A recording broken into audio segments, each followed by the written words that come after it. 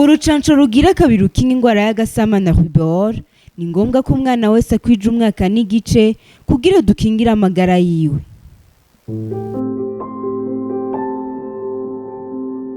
Ibitaro vya ruguru vyotugora kuvuga ngo turaronsa uburyo ari abaganga b'abahinga bapima n'ibikoresho tuhashira kugira ngo baze barapimirayo. Mugabe ikizokorwa nuko bagira ahantu bashira uyo muntu biyumvira ko yobagwaye baketse bati ujya muntu arasho afise ibimenyetso bisa n'ivyo ngwara bace bamwereka ahantu aja ha wenyene kugira ngo ntiyandukize abandi, hama abahinga babigenewe bo gahi Bujumbura nyaruka vuba bafise ubazo uburyo bukwiye bagende bamupreleve hama baze bapime nibasanga gwaye bamuzane kumuvurira hahandi nababwiye kuko nitwotegekanya ko tugira ama centre de traitement dans tout le pays vyogorana kwa kundi. L'hôpital militaire et la clinique Prince-Louis. Le matériel de respirateurs sont déjà arrivés. Maintenant, nous pouvons prendre en charge au moins même plus de 10 cas, puisque à l'hôpital il y a plus de 6 chambres réservées pour la réanimation.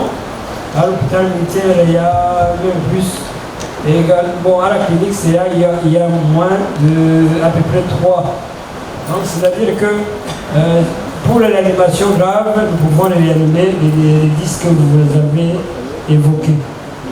Sinon, il y a le centre Moudrougou qui peut accueillir beaucoup de personnes.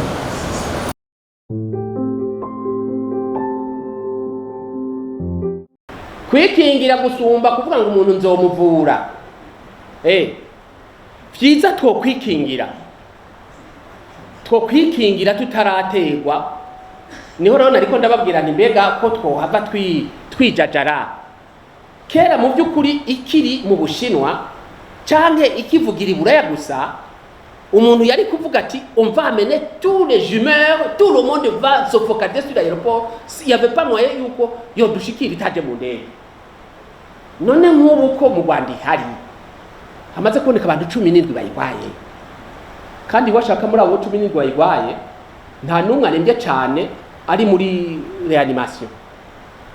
N'abantu nyene bagwaye bo babandi bari muri za 80 nababwiye ku buryo rero bashobora kuvugana n'abandi bantu bakayibandukiza.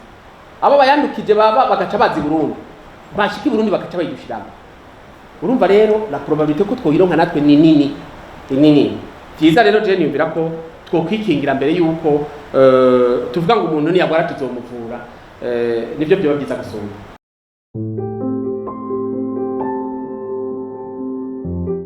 Amatelefone yacu nayo nyine turayacafuza bivuye ukuntu intoki zacu zicafuye.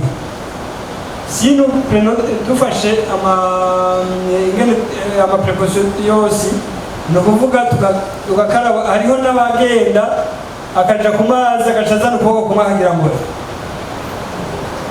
agaca yigira ngo arakaraba. Donc akaravye la main droite et ne sera pas la main gauche.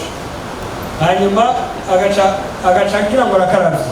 Nuko duteza guhinduka avec kubera coronavirus tudahindutse tuzohona twese. Duteza guhinduka tugagira un changement profond. Nukuvuga tugahinduka cyane mu kuntu twitwara. Nuvuga rero amatelefone yacu uzi yuko wakoze telefone ucafuye rodera solution hydroalcoolique uje mu papuro nkako uhanagura telefone yawe hanyuma wandarimanipira. Urumva utabikoze uko tuzokwandura twese kandi tuzokwanduzanya tuve nk'imisu y'inkoko. Urucanco rugira kabiri rukinga ingwara y'agasama na rubor ni ngombwa ko umwana wese akwije umwaka n'igice kugira dukingire amagara yiwe.